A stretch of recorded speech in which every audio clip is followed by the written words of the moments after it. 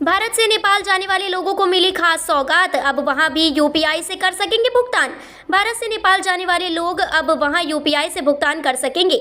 नेपाल के payments operator PhonePe और भारत के national payments corporation of India के बीच हुए समझौते के बाद आम जन के लिए यह सुविधा शुरू कर दी गई है।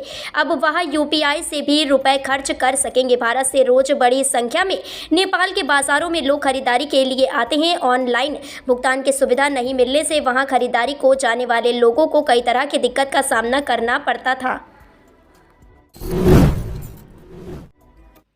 नमो ऐप भी तय कर रहा है भाजपा सांसदों का भविष्य। करीब 80 के टिकट पर संकट। लोकसभा चुनाव के लिए भारतीय जनता पार्टी जल्द ही पहली सूची का ऐलान करने वाली है। बताया जा रहा है कि आम चुनाव को लेकर भाजपा ने पूरा गणित तैयार कर लिया है। अब बस प्रत्याशियों का ऐलान ही बाकी रह गया है। भारतीय जनता पार्टी की केंद्रीय चुनाव कमेटी ने दिल्ली स्थित भाजपा मुख्यालय में गुरुवार को देर रात तक मंथन किया। इसमें भाजपा के शीर्ष नेता मौजूद थे, वहीं कई भाजपा शासित राज्यों के मुख्यमंत्री भी पहुंचे थे। सूत्रों का कहना है कि जनता से लिए गए फीडबैक, आंतरिक सर्वे और रणनीतिक चर्चा के आधार पर ही प्रत्याशियों के नाम तय किए गए हैं। 6 मार्च को पीएम मोदी बेतिया से 2 ट्रेनों को दिखाएंगे हरी झंडी। बिहार के समस्तीपुर रेलवे मंडल के यात्रियों के लिए अच्छी खबर है। भारतीय रेलवे लगातार यात्री सुविधा में विस्तार को लेकर नई ट्रेन के साथ योजनाओं की शुरुआत कर रहा है।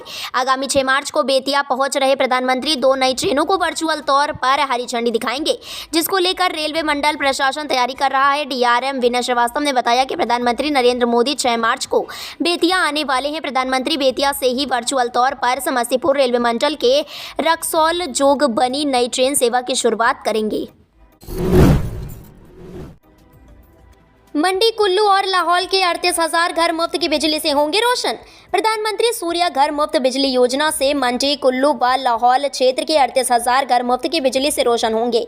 केंद्र सरकार से हरी झंडी मिलने के बाद योजना का लाभ लेने के लिए लाभार्थियों को पंजीकृत करने का कार्य डाक विभाग को सौंपा गया है। मंडी डाक मंडल के डाकिये घर घर जाकर उपलब्ध जमीन के अनुसार सर्वे का काम कर रहे हैं। इसके तहत मंडी, कुल्लू व लाहौल के 38,000 लाभार्थियों को पंजीकृत किया जाएगा। योजना के तहत पंजीकरण करने की आखिरी तिथि 8 मार्च रखी गई है।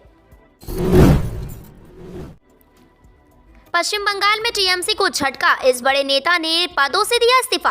टीएमसी को पश्चिम बंगाल में झटका देते हुए पार्टी प्रवक्ता कुणाल घोष ने अपने पदों से इस्तीफा दे दिया है। वह टीएमसी का प्रवक्ता के रूप में पक्ष रखते थे। वह 7 प्रदेश महासचिव भी थे। उन्होंने सभी social media platform Trinamool Congress से जुड़ी पहचान को हटा दिया है। उन्होंने कहा कि पार्टी नेतृत्व का एक वर्ग अनैतिकता में लिप्त है।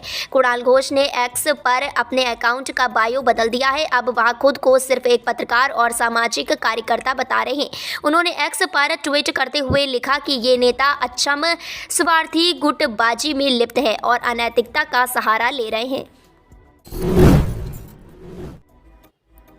साधराम हत्याकांड में लीपापोती करने एनआईए जांच की घोषणा। छत्तीसगढ़ में कवर्धा के साधराम यादव हत्याकांड की एनआईए जांच करेगी।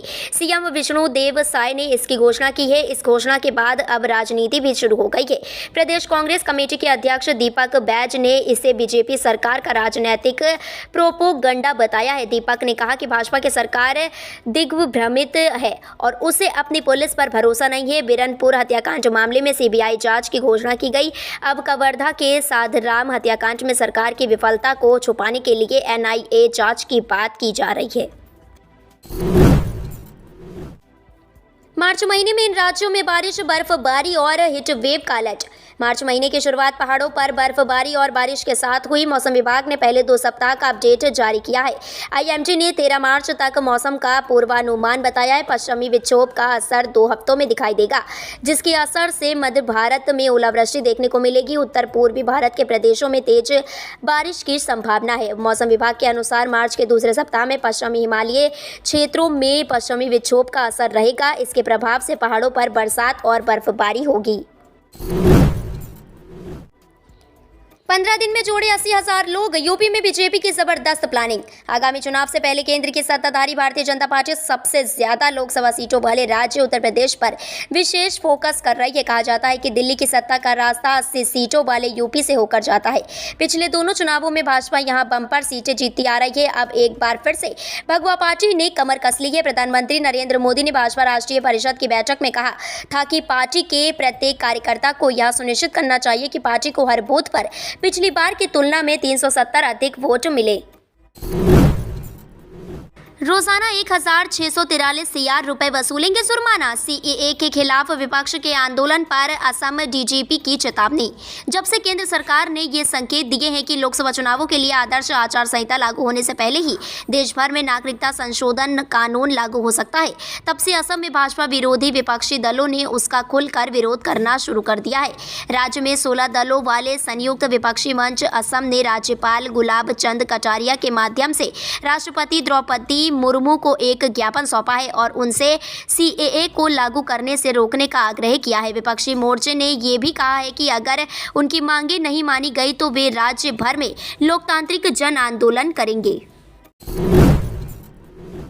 सरकारी व निजी स्कूलों में नर्सरी से पहली कक्षा में प्रवेश के लिए 6 माह की उम्र सीमा बढ़ाई। प्रदेश भर के सरकारी व निजी स्कूलों में नर्सरी से लेकर पहली कक्षा में उम्र की समय सीमा में 6 माह की बढ़ोतरी की गई है। अब नर्सरी में 3 साल से 4.5 साल की उम्र में ही प्रवेश होंगे।